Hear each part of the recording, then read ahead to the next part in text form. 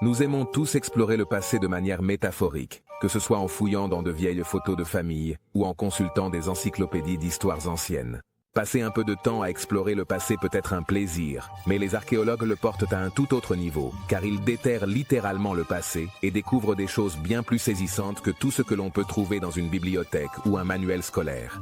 Bienvenue dans The Untold. Voici les 20 plus grandes découvertes archéologiques jamais réalisées.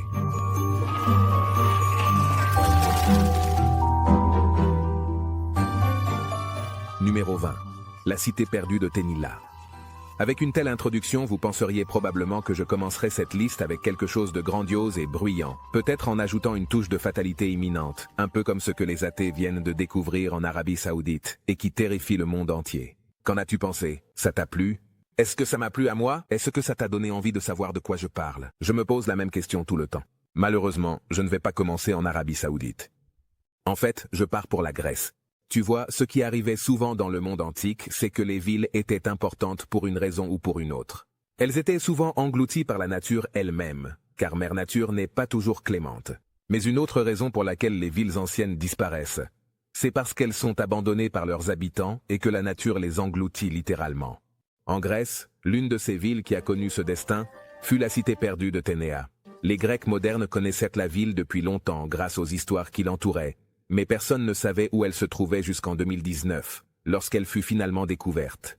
La raison pour laquelle personne n'a pu la trouver, c'est qu'elle était enfouie sous les champs qui l'avaient recouverte. Selon le mythe, la ville fut fondée par les Troyens vers l'an 1100, avant Jésus-Christ, puis construite par des prisonniers de guerre.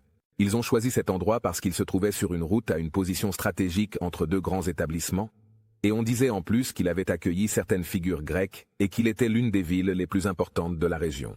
Et pourtant, elle a disparu et personne ne savait ni pourquoi ni comment. La femme qui a fait cette découverte impressionnante cherchait la ville depuis des décennies, et c'est elle aussi qui a révélé la raison de son abandon. Apparemment, la richesse de ses habitants a commencé à diminuer avec le temps, c'est pourquoi ils se sont enfuis vers d'autres zones, y compris les collines voisines, où l'on peut encore trouver certaines constructions. Et ainsi, une autre légende avait été découverte et ses secrets révélés, du moins plus ou moins. Avant de continuer cette vidéo, appuie sur le bouton d'abonnement et clique sur la cloche de notification dès maintenant. Il est maintenant temps d'aborder le sujet sucré. Ce que les athées viennent de découvrir en Arabie Saoudite terrifie le monde entier, car en travaillant comme scientifiques, ces athées ont découvert des preuves potentielles qu'il y a bien longtemps, il y a de nombreuses lunes, l'Arabie Saoudite aurait pu être un pays sérieusement enneigé.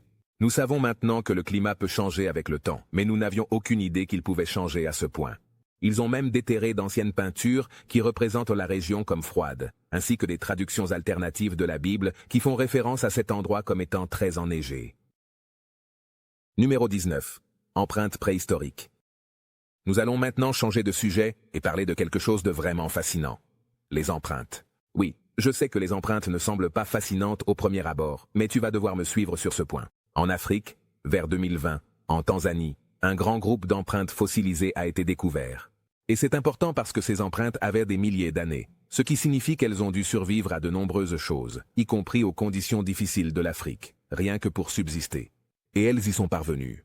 Avec plus de 400 empreintes, il s'agit du plus grand site d'empreintes fossiles humaines jamais découvert en Afrique. Les chercheurs ont daté les empreintes entre 19 000 et 760 ans. C'est une large fourchette, mais ce n'est pas vraiment quelque chose qu'ils peuvent retracer facilement. Même selon l'aveu du chercheur lui-même, il est très rare de trouver des empreintes humaines fossilisées. Il est plus courant de trouver des objets comme des outils, de la poterie ancienne ou même des ossements de défunts. Cependant, ce qu'ils ont pu déterminer, c'est de quel type de groupe il s'agissait et ce qu'ils faisaient. Les scientifiques pensent qu'il s'agissait d'un groupe composé principalement de femmes marchant aux côtés d'hommes. Ils semblaient être en route vers un endroit, mais il est évidemment impossible de savoir exactement où. Cependant, il est possible qu'ils cherchaient quelque chose et que les hommes étaient là pour les protéger. Alors comment ces empreintes ont-elles survécu aussi longtemps? Eh bien, cela dépendrait du type de terrain sur lequel les gens ont marché pour les laisser. Ils marchaient sur de la cendre humide mêlée à un flux de boue volcanique et, en conséquence, lorsque cela a durci, c'est essentiellement devenu du béton, ce qui a permis d'assurer leur préservation.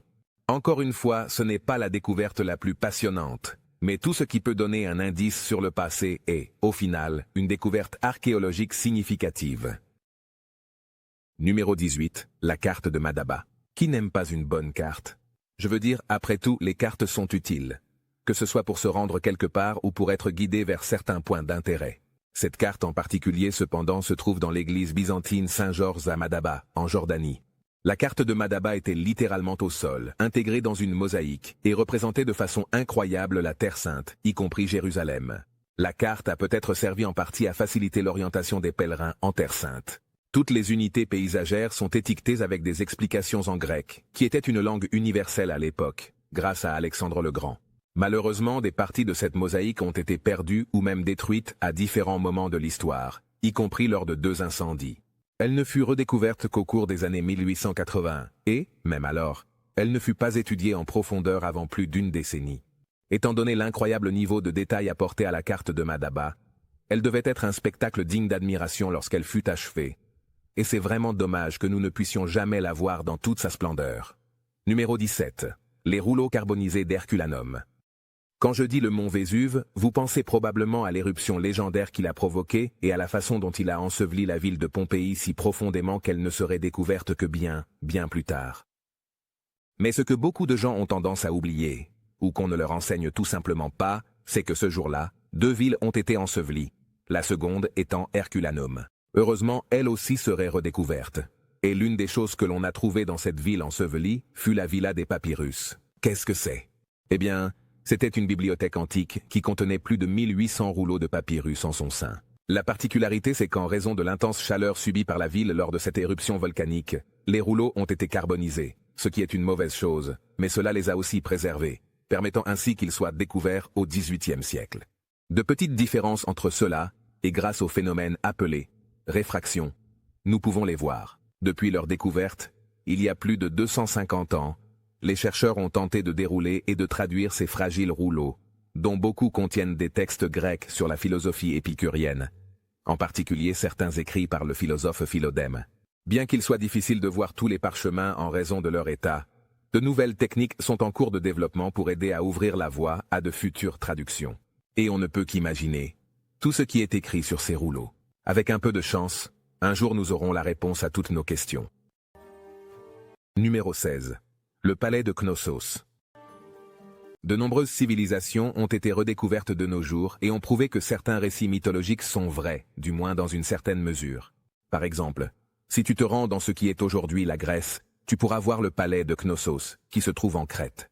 La raison pour laquelle cet endroit est important, c'est que sa découverte a prouvé l'existence de la civilisation minoenne. Les Minoens furent la première civilisation de la mer Égée, et leur place dans la mythologie est liée au légendaire labyrinthe du Minotaure et au roi Minos. Il a fallu du temps pour tout déterrer, mais en 1903, le palais avait été entièrement mis au jour, et les fouilles ont ensuite commencé dans d'autres zones afin de développer encore davantage la connaissance de cette civilisation. Ils ont même découvert qu'en dessous d'un palais se trouvait un autre palais, datant d'une époque antérieure. Tout cela n'aurait pas été possible à savoir si quelqu'un n'avait pas suivi les indices que l'histoire lui avait présentés, puis entrepris de mettre au jour la vérité. Il est bon de savoir que certaines personnes, à l'époque, n'avaient pas peur de se retrousser les manches et de faire le travail. Numéro 15. Le Sérapéum d'Alexandrie. Les temples étaient d'une grande importance dans le monde antique. Peu importe la civilisation à laquelle vous apparteniez, il y avait des temples pour les dieux, et ils étaient aussi immenses et extravagants que les dieux qu'on y vénérait. Le Sérapéum d'Alexandrie en est un exemple, et c'est aussi un exemple d'un lieu à cheval sur 2 mondes, car comme beaucoup d'entre vous le savent probablement, Alexandrie se trouve en Égypte, mais le temple est d'origine grecque. C'est parce qu'il était situé dans le quartier grec de la ville.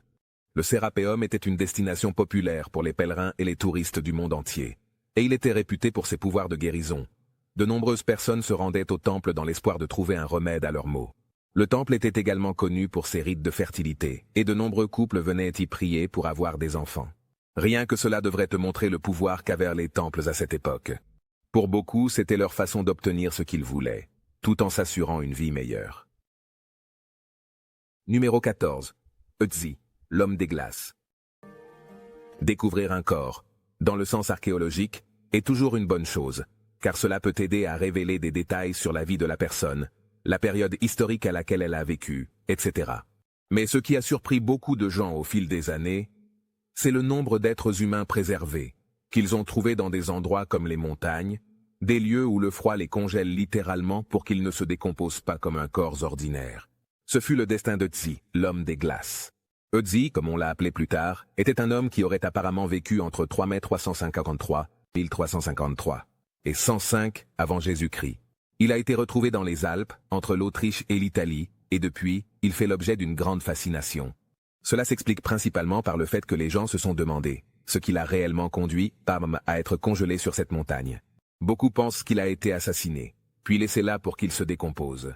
Bien qu'il ait été découvert en 1991, on continue encore aujourd'hui à apprendre des choses sur lui. Numéro 13, Sutton. Maintenant, tout le monde a entendu parler de certaines cultures qui pratiquent l'inhumation en mer, où l'on enterre le corps dans les profondeurs, ou bien on place le corps sur un bateau, puis on le laisse voguer dans l'immensité de l'océan pour que les dieux puissent l'emporter. En 1939, Basil Brown effectuait une légère excavation lorsqu'il découvrit un bateau funéraire rempli, contenant une grande quantité de trésors à l'intérieur. On peut vraiment parler d'une découverte chanceuse. Le nom du bateau était Sutton, et dès sa découverte, les gens ont voulu savoir ce qu'ils étaient en train de voir. Évidemment, quelqu'un d'important devait reposer à l'intérieur de ce bateau, et pourtant, il n'était pas clair de qui il s'agissait. Malheureusement, cependant, le corps n'était plus là lorsque le bateau a été redécouvert. Mais d'après les preuves retrouvées, on pense qu'il s'agissait de la chambre funéraire d'un roi ou d'un membre tout aussi haut placé de la société. Qu'en penses-tu? Partage ton avis avec le hashtag #LoNuncaContado. Numéro 12. La tombe du roi Toutankhamon. Il existe très peu de sites archéologiques aussi importants que la tombe du roi Toutankhamon, car cette tombe, à elle seule, a presque déclenché une frénésie autour de l'histoire et de l'archéologie égyptienne. La tombe du roi Toutankhamon a été découverte en 1922 par des fouilleurs dirigés par Howard Carter. Et une fois qu'ils l'ont découverte, le monde entier a voulu en savoir plus. L'attention médiatique à elle seule en a fait l'un des sites archéologiques les plus médiatisés de tous les temps, ce qui a entraîné de nombreux événements, notamment la mention de la malédiction du roi Toutankhamon, des piliers brillants et des statues associées à la tombe d'un gouverneur. Pour être clair, oui, certaines des personnes qui ont découvert la tombe sont mortes peu de temps après, en raison d'autres circonstances curieuses. Mais plus tard, l'équipe elle-même a admis qu'elle avait inventé toute la malédiction pour se protéger des pilleurs de tombes qui auraient pu essayer de voler les trésors de la sépulture. L'autre ironie de cette tombe, c'est que, malgré sa découverte, de nombreux mystères subsistent autour du roi Toutankhamon. Son règne, son histoire, sa mort et bien d'autres choses restent sans réponse. Par exemple, pourquoi n'a-t-il jamais été enterré convenablement s'il était un pharaon aussi apprécié? Il existe également certains mystères concernant l'identité réelle de ses parents et la question de savoir s'ils entretenaient ou non une relation interdite. Quoi qu'il en soit, cette tombe est une pièce essentielle de l'histoire archéologique et sera chérie pendant de nombreuses années. Numéro 11. Le mécanisme anti-cathéter. Revenons maintenant à un autre navire. Mais cette fois-ci, il s'agit d'un qui a été retrouvé au large des côtes grecques et qui possédait un dispositif qui, encore aujourd'hui, pousse les gens à se demander comment les Grecs ont pu l'imaginer. Le mécanisme d'Anticythère était une sorte d'ordinateur analogique, dans lequel les marins entraient certaines données, comme leur position, et ils pouvaient ainsi suivre la position de la Lune et des étoiles, et savoir quand des événements comme des éclipses allèrent se produire. Et bientôt. Alors, quel est exactement le problème ici? Eh bien, même si les Grecs étaient avancés, ils n'auraient pas dû l'être à ce point. Il y avait des engrenages et d'autres dispositifs complexes à l'intérieur du mécanisme qui n'auraient pas dû être possibles à cette époque de l'histoire. Et pourtant, nous sommes ici, en train de l'observer en ce moment même. Nous avons laissé les Grecs créer quelque chose qui ressemblait à un ordinateur avant même que quiconque n'ait imaginé ce que pourrait être un ordinateur. Numéro 10. Les lignes de Nazca nouvellement découvertes. Les lignes de Nazca, à elles seules, constituent l'une des découvertes archéologiques les plus importantes de l'histoire. Pourquoi? Eh bien, c'est parce qu'il s'agit d'une mystérieuse construction de glyphes s'étendant sur plusieurs kilomètres de long et de large, et en très grand nombre. Le peuple Nazca est tout aussi mystérieux, car on ne sait pas comment ils ont pu créer de tels glyphes sans technologie ni orientation avancée. Mais la raison pour laquelle je le mentionne maintenant, c'est qu'en décembre dernier, nous en avons découvert encore plus. Les archéologues ont découvert 168 géoglyphes, près de l'aride plaine de Nazca, dans le sud du Pérou. Parmi les choses que représentèrent ces nouveaux glyphes, on trouvait des chats, des oiseaux et même des êtres humains. Cela signifie qu'avec cette nouvelle collection, il y a maintenant plus de 1000 géoglyphes individuels qui ont été réalisés par le peuple Nazca. Et nous n'avons toujours aucune idée de la raison pour laquelle ils ont été créés à l'origine. On pense que cela pourrait être lié aux dieux qu'ils adoraient, mais malheureusement, cela non plus ne peut être prouvé. Numéro 9. Les ruines de Mohenjo-Daro. Les ruines archéologiques de Mohenjo-Daro constituent le site urbain le mieux préservé d'Asie du Sud. Cela remonte au début du 3e millénaire avant Jésus-Christ. Rien que cela serait déjà impressionnant, mais comme beaucoup l'ont souligné, ce qu'il était tout autant, c'est l'influence que cet établissement a eue sur d'autres secteurs de la société. Elle faisait partie de la civilisation de l'Indus, qui fut l'une des 3 plus grandes civilisations de cette époque, en l'occurrence de 2500 à 1500 avant Jésus-Christ. Ce qui la distinguait des autres établissements, c'était la planification particulière de ces différents éléments et bâtiments. On pouvait y trouver des bains et des zones réservées aux prêtres, un système de drainage et bien plus encore. Et peut-être le plus impressionnant de tout, c'est que tout était construit entièrement en briques crues. Aujourd'hui, le site est classé au patrimoine mondial de l'UNESCO, et beaucoup cherchent encore à découvrir tout ce qu'il recèle. Numéro 8. Les églises de Lalibela en Éthiopie. Perché au sommet des montagnes du nord de l'Éthiopie, Lalibela est l'un des lieux de pèlerinage les plus importants de l'Église orthodoxe éthiopienne. Les pèlerinages sont très populaires dans de nombreuses religions, et celui-ci en est un excellent exemple, puisqu'il y avait 11 églises médiévales littéralement construites dans des parois rocheuses.